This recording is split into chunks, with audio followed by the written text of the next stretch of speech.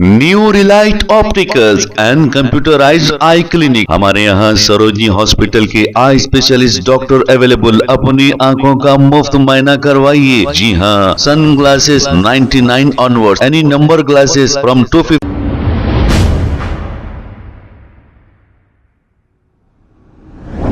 अस्सलाम वालेकुम नाजरीन, 7H न्यूज में आपका इस्तकबाल है। पुराने शहर के इलाके तालाब कट्टा के करीब जुराबी दरगाह के आसपास गैर कानूनी तरीके से फुटपाथ पर कब्जा करने वालों पर कार्रवाई की जा रही है। आइए देखते हैं ये रिपोर्ट।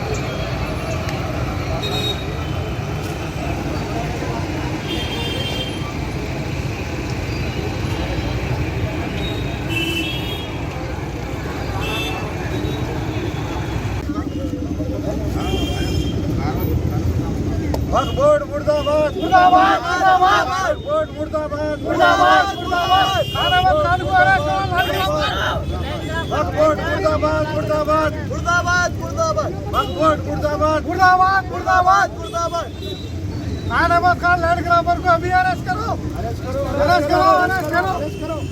बहुत गलत हुआ हमारे साथ, बहुत गलत हुआ।